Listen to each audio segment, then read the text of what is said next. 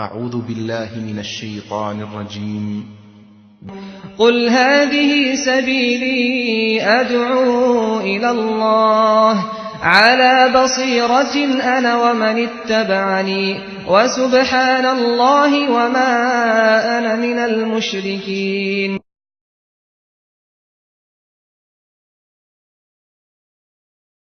إن الحمد لله نحمده ونستعينه ونستغفره ونؤمن به ونتوكل عليه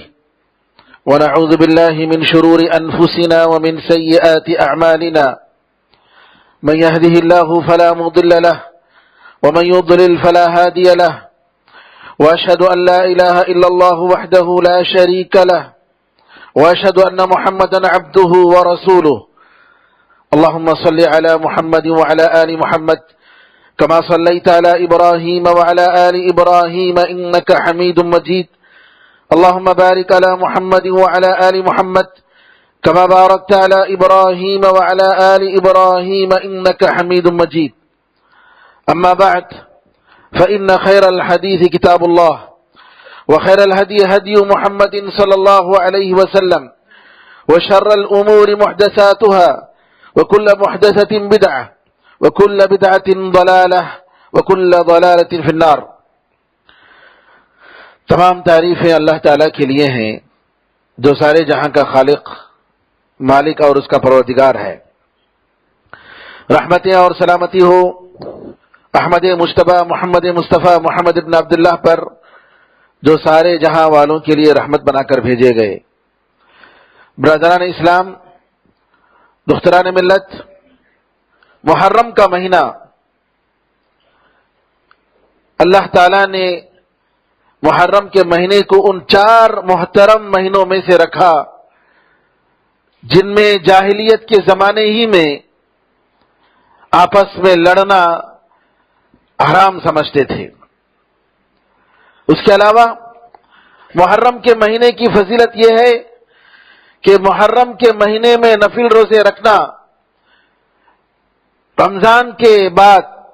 اگر کوئی مہینہ اتنا محترم ہے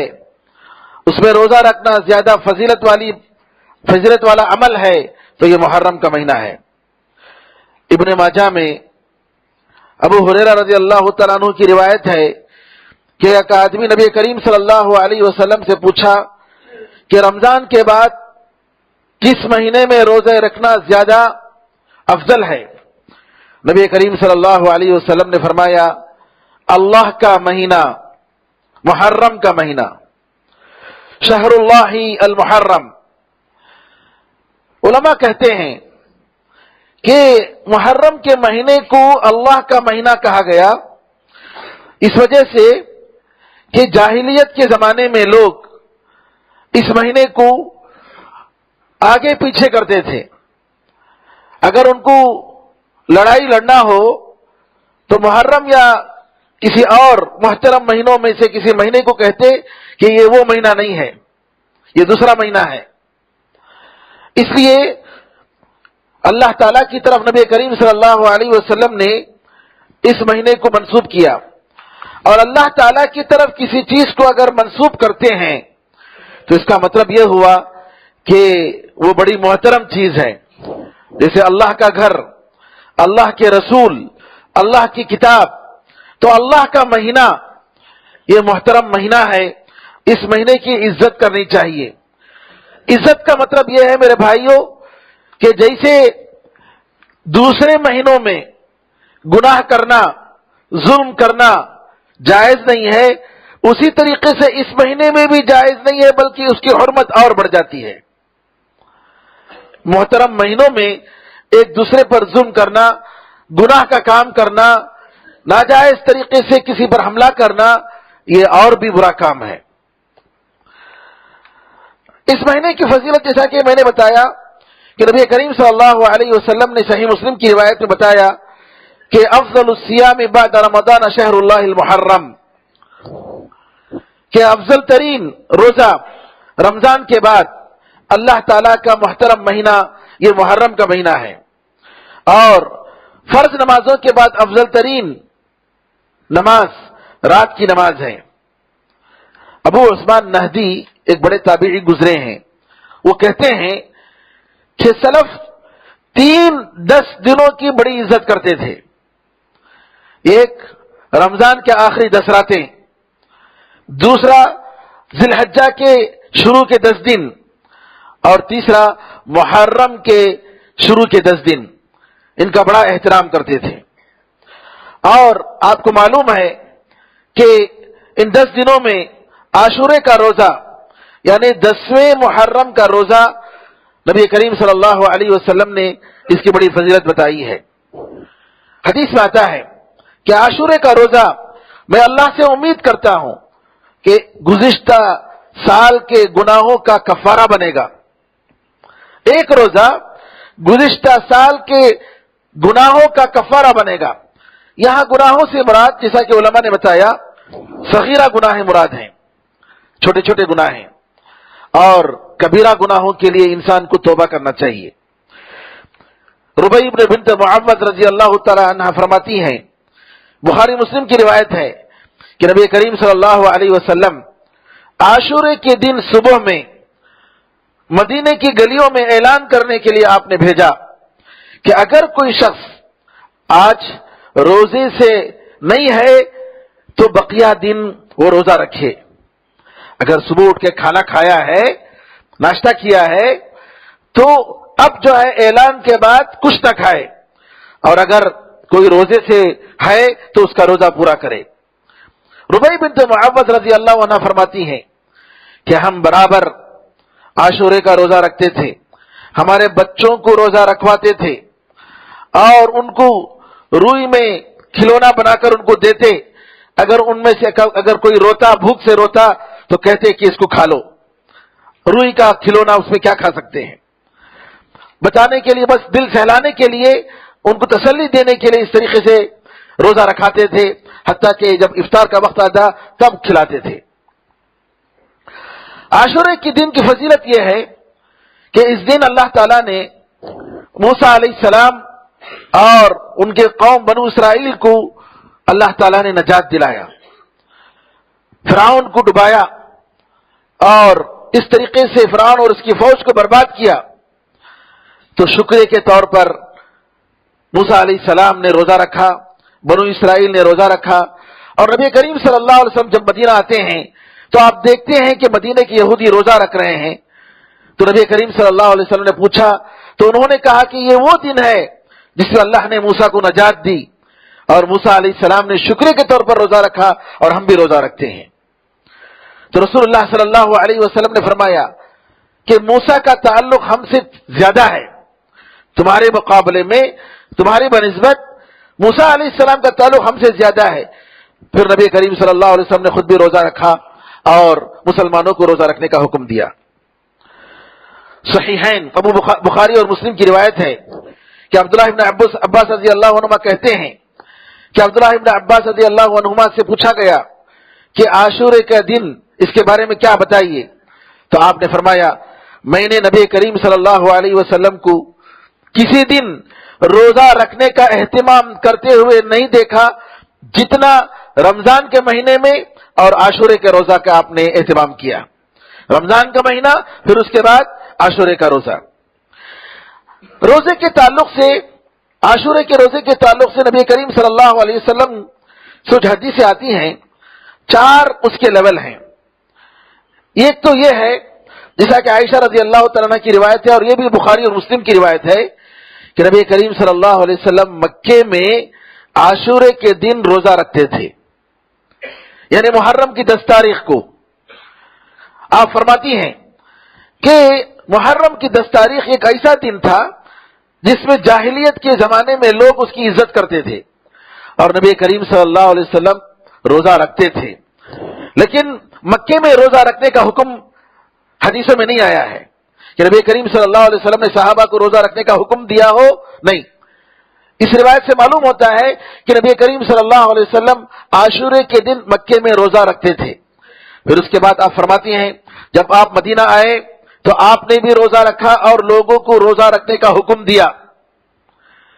پھر کہتی ہیں کہ جب رمضان کے روزے فرض ہو گئے تو نبی کریم صلی اللہ علیہ وسلم نے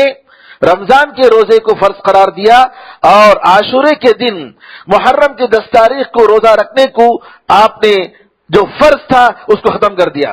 اور آپ نے فرمایا جو چاہے روزہ رکھے اور جو چاہے روزہ نہ رکھے، کوئی حرج نہیں ہے، یعنی فرض نہیں ہے۔ رمضان کے روزہ رکھنے سے پہلے فرض تھا، لیکن جب دوسرے سن ہجری میں رمضان کا روزہ فرض ہو گیا تو نبی کریم صلی اللہ علیہ وسلم نے عاشورے کے روزے کو فرض نہیں قرار دیا، کہا کہ نفل روزہ ہے، جو چاہے رکھے جو چاہے نہ رکھے۔ دوسرا اسٹیپ، نبی کریم صلی اللہ علیہ وسلم نے مدینے میں آ کر روزہ رکھا اور روزہ رکھنے کا حکم دیا اور لوگوں کو روزہ رکھنے پر ابھارا۔ لیکن تیسرا یہ ہے کہ نبی کریم صلی اللہ علیہ وسلم نے رمضان کے روزے فرض ہونے کے بعد، جیسا کہ عائشہ رضی اللہ عنہ کی حدیث میں آتا ہے، اس کو آپ نے چھوڑ دیا۔ اور آخری اسٹیپ یہ ہے،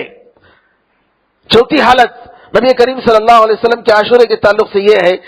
کہ جب آپ روزہ رکھ رہے تھے، صحابہ نے کہا کہ یہ دن 10ویں محرم کا دن وہ دن ہے جس میں یہود اس کی بڑی عزت کرتے ہیں، یہود و نصارہ بڑی عزت کرتے ہیں۔ نبی کریم صلی اللہ علیہ وسلم نے فرمایا اگر آئندہ سال اگر میں رہوں گا تو میں 90 دن کا روزہ رکھوں گا، لیکن نبی کریم صلی اللہ علیہ وسلم اس کے بعد نہیں رہے۔ اب یہاں نبی کریم صلی اللہ علیہ وسلم کا جو قول ہے کہ آئندہ سال میں رہوں گا تو 90 دن کا روزہ رکھوں گا، عبداللہ ابن عباس رضی اللہ عنہما کی صحیح روایت ہے، صحیح مسلم کی، کہ ایک شخص عبداللہ ابن عباس سے پوچھتا ہے عاشورے کے دن 30 دن روزہ رکھیں۔ عبداللہ ابن عباس رضی اللہ تعالیٰ عنہ کہتے ہیں، ان کا فتویٰ کہ محرم کی تاریخ کو گنو اور جب 90واں دن ہو جائے تو روزہ رکھو۔ تو عبداللہ ابن عباس رضی اللہ تعالیٰ عنہما کے اس قول کے مطابق اور نبی کریم صلی اللہ علیہ وسلم کی آخری حدیث کے مطابق جو کہ صحیح مسلم میں ہے، یہ معلوم ہوتا ہے کہ 10ویں تاریخ کے بدلے میں 9ویں تاریخ کا روزہ رکھنا چاہیے، اور یہ اگر روزہ اگر کوئی رکھتا ہے تو کافی ہے۔ لیکن علماء نے کہا کہ یہاں پر نبی کریم صلی اللہ علیہ وسلم کا یہ کہنا کہ 9ویں تاریخ کو روزہ رکھو، میں رکھوں گا، تو اس سے مراد 10ویں کے ساتھ، 10ویں کے ساتھ۔ اکثر علماء کا یہ خیال ہے کہ 9 اور 10 رکھا جائے، یہ زیادہ بہتر ہے، یا نہیں تو 10ویں روز کے دن کا روزہ رکھتا ہے کافی ہے۔ اور عبداللہ ابن عباس رضی اللہ تعالیٰ عنہ کے فتوے کے مطابق اگر کوئی 90 دن کا روزہ رکھتا ہے تو بھی کافی ہے، کیونکہ اس میں حدیث کا لفظ جو بتا رہا ہے کہ میں 90 دن کا روزہ رکھوں گا، اس میں حدیث میں 10ویں دن کا ذکر نہیں آیا ہے۔ بہرحال یہ سارے مسائل ہیں، احکام ہیں، اگر اس میں سے کسی میں بھی عمل کرے تو کوئی حرج نہیں۔ ایک اور روایت آتی ہے کہ میں ایک دن پہلے اور ایک دن بعد میں، 3 دن، لیکن یہ روایت علماء نے محدثین نے یہ ضعیف قرار دیا اور یہ کہا کہ یہ روایت صحیح نہیں ہے۔ تو لہذا 9ویں اور 10ویں دن کا روزہ یا 10ویں دن کا روزہ یا صرف 9ویں دن کا روزہ، یہ تینوں کر سکتے ہیں، کوئی حرج نہیں ہے۔ اب آئیے نئے سال کی بات۔ امام طبری رحمۃ اللہ علیہ تاریخ میں ذکر کرتے ہیں اپنی کتاب جو مشہور تاریخ طبری کی کتاب ہے، امام شعبی کی طرف سے ابو موسیٰ اشعری رضی اللہ تعالیٰ عنہ بصرہ میں عراق میں گورنر تھے۔ عمر رضی اللہ تعالیٰ عنہ کو خط لکھتے ہیں کہ امیر المؤمنین آپ کے پاس سے خطوط آتے ہیں ہمارے پاس، لیکن اس میں کوئی تاریخ نہیں ہوتی، ڈیٹ نہیں ہوتا، یہ نہیں معلوم ہوتا کہ یہ خط آپ نے کب لکھا ہے۔ عمر رضی اللہ تعالیٰ عنہ نے مشورہ کیا۔ بعض لوگوں نے کہا کہ نبی کریم صلی اللہ علیہ وسلم کی بعثت کی تاریخ جب آپ نبی بنائے گئے اس کی تاریخ وہاں سے ہم شروع کریں گے۔ بعض نے کہا کہ نہیں، نبی کریم صلی اللہ علیہ وسلم کی ہجرت سے شروع کریں گے۔ عمر رضی اللہ عنہ نے کہا کہ نہیں، ہم ہجرت سے شروع کریں گے، کیونکہ نبی کریم صلی اللہ علیہ وسلم کی ہجرت حق اور باطل کے درمیان فرق ہے، حق اور باطل کے درمیان فرق کرنے کا دن ہے۔ جہاں سے نبی کریم صلی اللہ علیہ وسلم مدینے کے لیے آپ نکلے ہیں، وہیں سے جو ہے ہماری تاریخ بنے گی۔ اور قرآن کریم کی ایک آیت جی جس میں اللہ تعالیٰ فرماتا ہے کہ لمسجد اسس علی التقوی من اول یوم احق ان تقوم فیہ، کہ وہ مسجد جو جس کی بنیاد تقوی پر رکھی گئی، مسجد نبوی کی بنیاد پہلے دن سے، اس مسجد میں نماز پڑھو، یہ زیادہ بہتر ہے۔ تو مسجد زرار منافقین نے جو مسجد بنائی تھی اس میں نماز پڑھنے سے منع کرتے ہوئے اللہ تعالیٰ نے یہ بتایا کہ جس مسجد کی بنیاد تقوی پر رکھی گئی پہلے دن سے، یہاں اللہ تعالیٰ نے پہلا دن رکھا۔ تو علماء کہتے ہیں کہ عمر فاروق رضی اللہ تعالیٰ عنہ قرآن کریم کی اس آیت سے انہوں نے دلیل نکالی کہ سال ہم شروع کریں گے، تاریخ ہم شروع کریں گے تو ہجرت سے شروع کریں گے۔ تو ہجرت کے سال کو اسلامی کیلنڈر کا پہلا سال بنایا گیا، لیکن بات یہ ہے کہ نبی کریم صلی اللہ علیہ وسلم کی جو ہجرت ہوئی ہے وہ محرم میں نہیں ہوئی، وہ ربیع الاول میں ہوئی۔ محرم کا مہینہ پہلا سال، ہجرت کا پہلا سال نبی کریم صلی اللہ علیہ وسلم مکے میں تھے، محرم اور سفر کا مہینہ، کیونکہ اس سے پہلے ذی الحجہ کے مہینے میں مدینے کے انصار سے دوسری مرتبہ ملاقات ہوئی حج کے موقع پر، اور وہاں یہ طے پایا کہ نبی کریم صلی اللہ علیہ وسلم کو جب اللہ اجازت دے گا آپ ہجرت کر کے مدینہ تشریف لائیں گے۔ تو آپ مکے میں تھے، محرم کے دن مکے میں تھے، لیکن مہینہ جو ہے جاہلیت کے زمانے میں ہی سے محرم کا مہینہ سال کا پہلا مہینہ شمار کیا جاتا تھا۔ تو لہذا اور بعض علماء نے کہا کہ نہیں، عمر فاروق رضی اللہ تعالیٰ عنہ نے محرم کے مہینے سے شروع کیا اور کہا کہ ہمارا جو کیلنڈر ہوگا، اسلامی کیلنڈر، یہ محرم کے مہینے سے شروع ہوگا، پہلا مہینہ محرم کا ہوگا اور آخری مہینہ جو ہے حج کا ہوگا، کیونکہ لوگ حج سے واپس آتے ہیں اور اس کے بعد ایک نئی زندگی شروع کرتے ہیں۔ بہرحال امام بخاری کی روایت ہے، سہل بن سعد رضی اللہ تعالیٰ عنہ کہتے ہیں کہ صحابہ نبی کریم صلی اللہ علیہ وسلم کی نبوت سے انہوں نے تاریخ کا آغاز نہیں کیا، بلکہ نبی کریم صلی اللہ علیہ وسلم کے مدینہ آنے کے بعد ہی صحابہ نے تاریخ کا آغاز کیا۔ یہاں پر میں مختصر طور پر نبی کریم صلی اللہ علیہ وسلم کی زندگی میں محرم کے مہینے میں کیا اہم واقعات ہوئے، جہاں مورخین نے ذکر فرمایا، ویسے بہت ساری چیزیں، بہت سارے مہینے وہاں ذکر نہیں کیے گئے۔ جی جو آیا ہے ضمنی طور پر آیا ہے، مبارک پوری رحمت اللہ علیہ نے رحیق المختوم میں جن واقعات کا ذکر فرمایا محرم کے مہینے میں وہ آپ کے سامنے ذکر کرتا ہوں۔ سب سے پہلے محرم کے مہینے میں ہاتھی والوں کا قصہ پیش آیا، ابرہہ کا قصہ، ابرہہ کا واقعہ، جس کے تقریباً 55 دنوں کے بعد نبی کریم صلی اللہ علیہ وسلم پیدا ہوئے، کیونکہ نبی کریم صلی اللہ علیہ وسلم ربیع الاول میں پیدا ہوئے، اور صحیح تاریخ یہ ہے کہ 9 ربیع الاول کو پیدا ہوئے، 12 ربیع الاول کو نہیں، اور اس سے پہلے جو محرم تھا اس محرم کے مہینے میں ہاتھی والوں کا واقعہ پیش آیا، اور علماء کہتے ہیں کہ ہاتھی والوں کا واقعہ جس میں عیسائیوں نے مکے پر حملہ کرنے کی کوشش کی لیکن وہ ناکام ہو گئے، اللہ نے بچایا مکے کو، جبکہ بیت المقدس پر ان کے دشمن یہودیوں کے اور عیسائیوں کے دشمن کئی مرتبہ حملہ کیے، بخت نصر کا حملہ ہوا، بڑی تاریخی جنگیں ہوئی ہیں، لیکن اس کے برخلاف مکے پر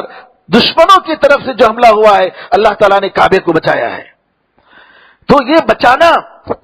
گویا یہ نبی کریم صلی اللہ علیہ وسلم کے آنے کا، نبی بن کر آنے کا ایک پیش خیمہ ہے، ایک مقدمہ ہے، ایک پریفیس ہے، علماء کہتے ہیں۔ پھر اس کے بعد ایک مشہور واقعہ نبی کریم صلی اللہ علیہ وسلم کی سیرت میں، آپ کو معلوم ہے کہ قریش نے شعب ابی طالب گھاٹی کے نامی جگہ میں، پہاڑی علاقے میں بائیکاٹ کیا تھا نبی کریم صلی اللہ علیہ وسلم کا، اور آپ کے ساتھ جو بنو ہاشم اور یہ جو لوگ تھے ان کے ساتھ تھے، بنو ہاشم اور بنو عبد المطلب۔ تو نبی کریم صلی اللہ علیہ وسلم کے ساتھ بعض روایتوں کے مطابق 2 سال اور بعض روایتوں کے مطابق 3 سال تقریباً یہ بائیکاٹ رہا، کوئی خرید و فروخت نہیں کر سکتے ان کے ساتھ، جی ان کے ساتھ کوئی تعلق نہیں رکھ سکتے، کوئی شادی بیاہ کا کوئی کام نہیں ہو سکتا، اور یہ محرم سے شروع ہوا اور یہ محرم پر ختم ہوا، اور اس اگریمنٹ کو جو توڑا گیا تھا وہ بھی محرم ہی میں ہوا۔ اسی طریقے سے علماء نے، مورخین نے اسراء اور معراج کا جو واقعہ پیش آیا اس کی جو مختلف تاریخیں بتاتے ہیں، ان تاریخوں میں ایک تاریخ محرم کا مہینہ بھی ہے، کہتے ہیں کہ محرم میں یہ واقعہ پیش آیا۔ صحیح بات یہ ہے کہ اسراء اور معراج کا جو واقعہ ہوا ہے وہ ہجرت سے پہلے 1 سال پہلے واقعہ پیش آیا، لیکن کس مہینے میں پیش آیا اللہ تعالیٰ ہی ذرا جانتا ہے۔ اسی طریقے سے نبی کریم صلی اللہ علیہ وسلم کی سیرت میں یہ بھی ملتا ہے کہ آپ نے کفار و مشرکین سے لڑائی جو لڑنے کے لیے مختلف چھوٹے چھوٹے دستوں کو آپ نے بھیجا، جس کو عربی اصطلاح میں، اسلامی اصطلاح میں سریہ کہا جاتا ہے، چھوٹی فوجوں کو، جس میں نبی کریم صلی اللہ علیہ وسلم خود شریک نہیں ہوئے۔ غزوہ وہ ہے جس میں نبی کریم صلی اللہ علیہ وسلم شریک ہوئے، اور سریہ وہ ہے، وہ چھوٹے دستے جس میں نبی کریم صلی اللہ علیہ وسلم جنگ میں شریک نہیں ہوئے۔ ایسے کئی واقعات ہوتے ہیں جی جس میں نبی کریم صلی اللہ علیہ وسلم نے محرم کے مہینے میں بھیجا۔ اسی طریقے سے سیرت کے واقعے میں یہ مشہور واقعہ آتا ہے کہ نبی کریم صلی اللہ علیہ وسلم محرم کے مہینے میں بادشاہوں کے نام سن 7 ہجری میں خطوط لکھتے ہیں، اسلام کی دعوت دیتے ہیں۔ ایران کے بادشاہ کے نام، روم کے بادشاہ کے نام،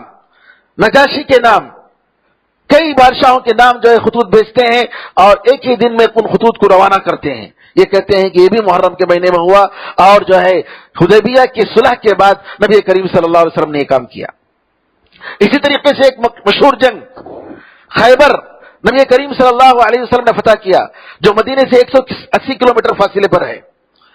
یہ بھی سن 7 ہجری میں حدیبیہ کے بعد محرم کے مہینے میں یہ واقعہ پیش آیا۔ اسی طریقے سے نبی کریم صلی اللہ علیہ وسلم کے بارے میں یہ آتا ہے کہ سن 7 ہجری میں ام حبیبہ جو ابو سفیان کی بیٹی تھی اور وہ مسلمان تھی اور وہ حبشے میں تھی اور ان کا شوہر عیسائی بن کر مر گیا، نبی کریم صلی اللہ علیہ وسلم نے نجاشی بادشاہ کے نام خط لکھا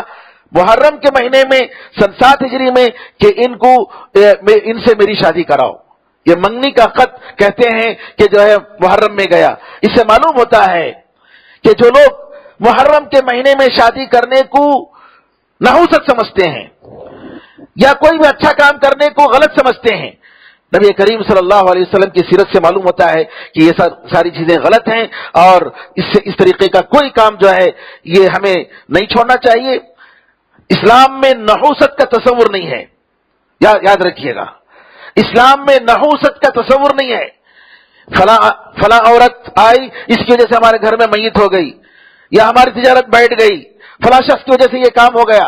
اسلام میں نحوست کا تصور ہرگز نہیں ہے۔ کیوں؟ اسلام آگے بڑھنے کا حکم دیتا ہے، پیچھے پلٹ کر دیکھ کر رونے اور غم منانے اور کام کاج کو چھوڑنے کے لیے ہرگز اسلام اجازت نہیں دیتا ہے۔ یہ اسلامی روح کے بالکل برخلاف ہے۔ اسی طریقے سے خلافت راشدہ میں عثمان رضی اللہ تعالیٰ عنہ کو محرم کے مہینے میں خلیفہ بنایا گیا، اور جو دردناک جو واقعہ پیش آیا اسلامی تاریخ میں 10ویں محرم کے دن 61 ہجری میں کہ حسین رضی اللہ عنہ کو شہید کیا گیا۔ اس میں کوئی شک نہیں کہ حسین رضی اللہ تعالیٰ عنہ کو جس ظلم کے ساتھ شہید کیا گیا، یہ جو ہے اسلامی تاریخ کا بہت ہی بھیانک واقعہ ہے۔ لیکن اس واقعے کو لے کر جو بدعات و خرافات، جو غلط کام، تعزیہ بنانا اور غم منانا،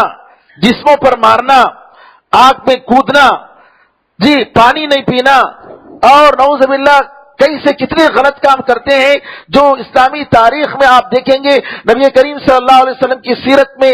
جو محرم کے بارے میں نے بتایا، آپ کہیں نہیں دیکھیں گے کہ نبی کریم صلی اللہ علیہ وسلم نے کبھی ایسا کام کیا ہو،